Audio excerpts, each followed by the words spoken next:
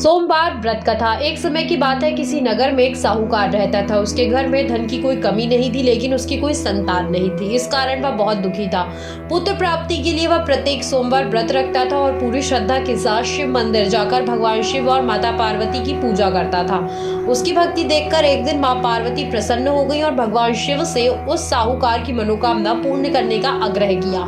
पार्वती जी की इच्छा सुनकर भगवान शिव ने कहा कि हे पार्वती, इस संसार में हर प्राणी को उसके कर्मों का फल मिलता है और जिसके भाग्य में जो है उसे भोगना पड़ता है। लेकिन पार्वती जी ने साहूकार की भक्ति का मान रखने के लिए उसकी मनोकामना पूर्ण करने की इच्छा जताई। माता पार्वती के आग्रह पर शिव जी ने साहूकार को पुत्र प्राप्ति का वरदान तो दे दिया, लेकिन साथ ही यह भी कहा कि उसके बालक की आयु केवल 12 वर्ष की होगी। माता पार्वती और भगवान शिव की बातचीत को साहूकार ने सुन लिया था। उसे ना तो इस बात की कोई खुशी थी और ना ही इस बात का दुख। वह पहले की भांति शिव जी की पूजा करता रहा। कुछ समय के बाद साहूकार के घर में एक पुत्र का जन्म हुआ। जब वह बालक 11 वर्ष का हुआ तो उसे पढ़ने के लिए काशी भेज दिया गया। साहूकार ने पुत्र के मामा को बुलाकर उसे बहुत सारा धन दिया और कहा कि तुम इस बालक को काशी विद्या प्राप्ति के लिए ले जाओ और मार्ग में यज्ञ कराना। जहाँ भी यज्ञ कराओ वहाँ ब्राह्मणों को भोजन कराते और दक्षिणा देते हुए जाना। दोनों मामा भांजे इसी तरह यज्ञ कराते और ब्राह्मणों को दान दक्षिणा देते काशी की ओर चल पड़े। रात में एक नगर पड़ा जहाँ नगर के राजा की कन्या का विवाह था, लेकिन जिस राजकुमारी से उसका विवाह होने वाला था वह एक आग से काना था। राजकुमार के पिता ने अपने पुत्र के काना होने की बात को छुपाने के लिए एक चाल सोची थी। साहूकार के पुत्र को देखकर उसके मन में एक विचार आया। उसने सोचा, क्यों न इस लड़के को दूल्हा बनाकर राजकुमारी से विवाह करा दूं। विवाह के बाद इसको धन देकर विदा कर दूंगा और राजकुमारी को अपने नगर ले जाऊंगा। लड़के को दूल्हे के वस्त्र पहनाकर राजकुमारी से विवाह करा दिया गया, लेकिन साहूकार का पुत्र ईमानदार था। उसे ये बात न्याय संगत नहीं लगी। उसने अवसर पाकर राजकुमारी की चुन्नी के पल्ले पर लिखा कि तुम्हारा विवाह तो मेरे साथ हुआ है, लेकिन जिस राजकुमार के संग तुम्हें भेजा जाएगा वह एक आग से काना है।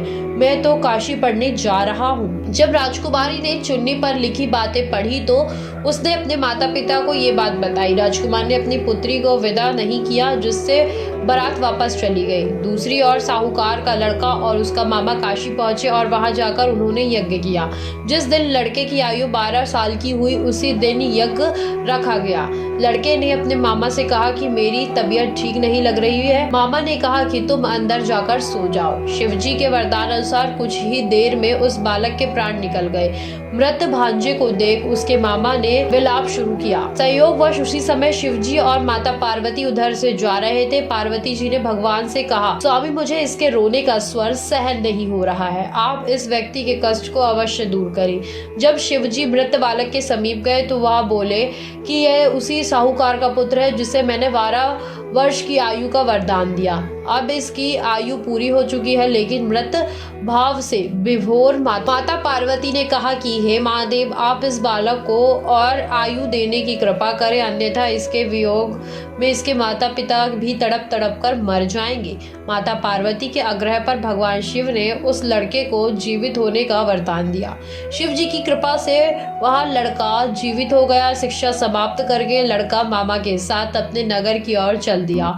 दोनों चलते हुए उसी नगर पहुंचे जहां उसका विवाह हुआ था। उस नगर में भी उन्होंने यज्ञ का आयोजन किया। उस लड़के के ससुर ने उसे पहचान लिया और महल में ले जाकर उसकी खातिरदारी की और अपनी पुत्री को विदा किया।